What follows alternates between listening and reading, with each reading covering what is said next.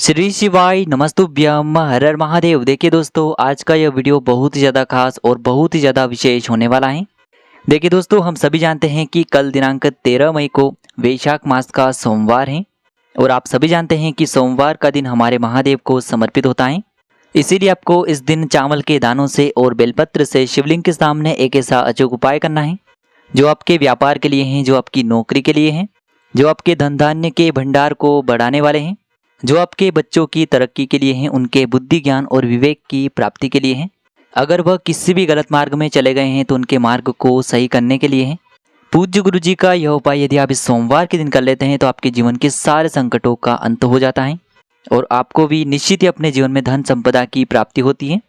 देखिए दोस्तों, पूज्य गुरुदेव की ही कथा को सुन करके और समझ करके ही आपको समझाने का पूरा प्रयास करेंगे, लेकिन उससे पहले वीडियो को लाइक करें, चैनल को सब्सक्राइब करें और कमेंट में श्री शिवाय नमस्तुभ्यम या फिर ओम नमः शिवाय जरूर लिखें। देखिए, आज का जो पूरा ही वीडियो है बहुत ही ज़्यादा खास होने वाला है, क्योंकि यह वैशाख महीने का सोमवार है और आज के इस पूरे ही वीडियो में हम आपको 3 चमत्कारिक उपाय बताने वाले हैं। ये तीनों ही उपाय आपके जीवन की सारी समस्याओं को और जीवन के सारे संकटों को समाप्त करने वाले हैं। तो चलिए दोस्तों, जान लेते हैं गुरुजी द्वारा बताए गए सबसे पहले विशेष और चमत्कारिक उपाय के बारे में। देखिए, यह उपाय विशेषकर आपकी किसी भी प्रकार की मनोकामना की पूर्ति के लिए होने वाला है। देखिए, इस उपाय के लिए आपको मात्र 1 लोटा शुद्ध जल ले लेना होगा तांबे के पात्र के अंदर। जल आपको अपने घर से ही लेना है। फिर इसी के साथ में आपको थोड़ा सा शहद ले लेना होगा। शहद आपको मात्र आधा चम्मच ही लेना है। फिर इसी के साथ में आपको एक प्यारी सी बेलपत्र ले लेनी है। बेलपत्र कहीं से भी खंडित नहीं होनी चाहिए, इस बात का ध्यान रखें। अगर आपके पास बेलपत्र नहीं है तो आप भगवान शिव के शिवलिंग पर चढ़ी हुई बेलपत्र को पुनः शुद्ध जल से धोकर का उसका उपयोग कर सकते हैं। अब दोस्तों, इन तीनों सामग्रियों को लेकर के सबसे पहले तो आपको पहुंच जाना है भगवान शिव के मंदिर में।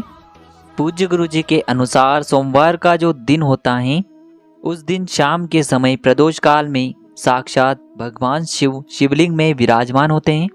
इसीलिए यह उपाय यदि आप प्रदोष काल के समय में करते हैं तो यह उपाय आपके लिए सर्वोत्तम सिद्ध होता है, या फिर आप इस उपाय को पूरे दिन में किसी भी समय कर सकते हैं।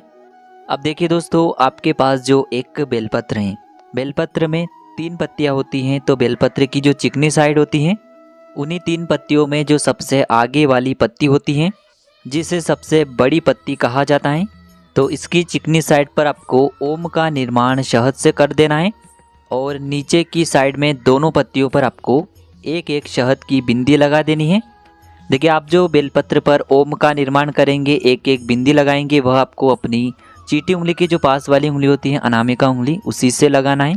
अब इस प्रकार से इस बेलपत्र को तैयार करने के बाद इसे आपको अपने सीधे हाथ की हथेली पर रखना है और फिर आपकी जो भी मनोकामना है, चाहे आप ये उपाय अपने जीवन में धन की प्राप्ति के लिए कर रहे हैं, जीवन में आप धन धान्य को बढ़ाने के लिए ये उपाय कर रहे हैं, या फिर यदि आप अपने व्यापार को, अपने बिजनेस को अच्छे से चलाना चाहते हैं, उसमें वृद्धि करना चाहते हैं, या फिर आप बहुत समय से नौकरी के लिए प्रयास कर रहे हैं लेकिन आपको नौकरी नहीं मिल पा रही है, यानी कि आपकी जो भी मनोकामना है उस मनोकामना को परिपूर्ण करने के लिए आपको महादेव से प्रार्थना कर लेनी है।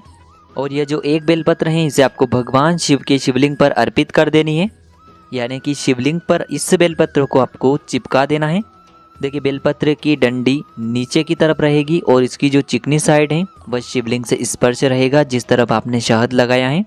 इस प्रकार से आपको यह बेलपत्र समर्पित कर देनी है। अब जो आपके पास अंत में 1 लोटा शुद्ध जल है, तो इसे आपको धीरे धीरे भगवान शिव की शिवलिंग पर अर्पित करते जाना है और लगातार शिव महापुराण के मूल मंत्र श्री शिवाय नमस्तुभ्यम या फिर ओम नमः शिवाय, इस मंत्र का जाप करते रहना है।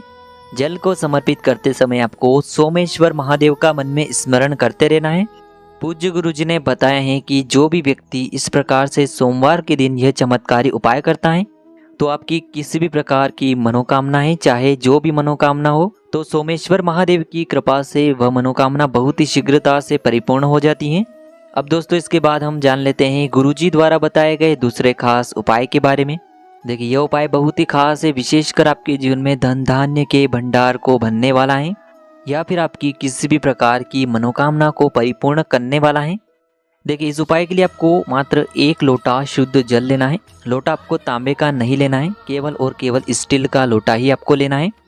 देखिए, इस स्टील के लोटे के अंदर आपको शुद्ध जल ले लेना है और इसी के साथ में आपको मात्र 2 चम्मच कच्चा दूध भी इसी पात्र के अंदर मिला देना है।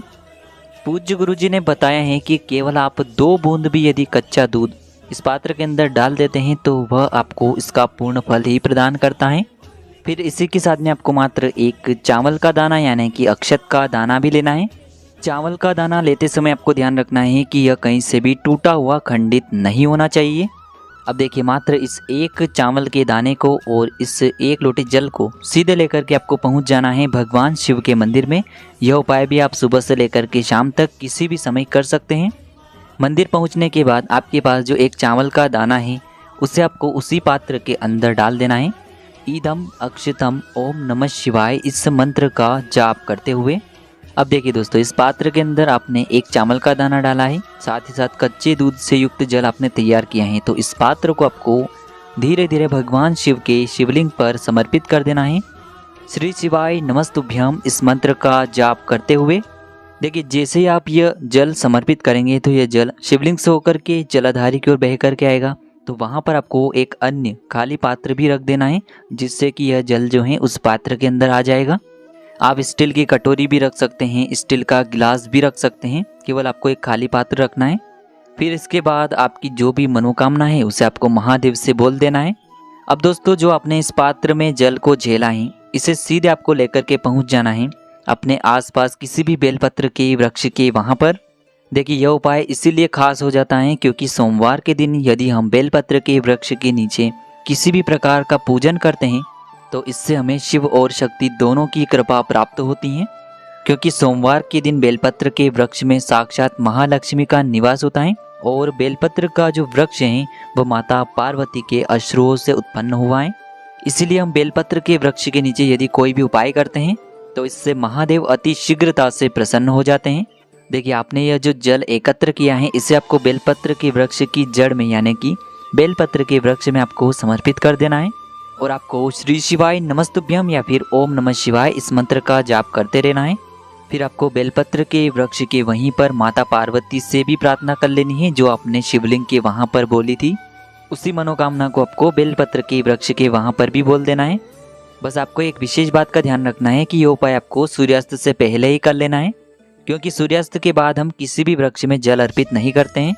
पूज्य गुरुजी ने कहा है कि यदि इस विशेष सोमवार में हम यह शिव और शक्ति वाला उपाय कर लेते हैं तो इससे हमें एक साथ महादेव और माता पार्वती की कृपा प्राप्त होती है। इसीलिए आपको इस विशेष उपाय को इस सोमवार के दिन करने से नहीं चूकना है। अब दोस्तों, हम जान लेते हैं तीसरे चमत्कारी उपाय के बारे में। देखिए, इस उपाय के लिए मात्र आपको 1 लोटा शुद्ध जल ले लेना है तांबे के पात्र के अंदर। इसी के साथ में आपको मात्र थोड़ा सा शुद्ध घी लेना होगा।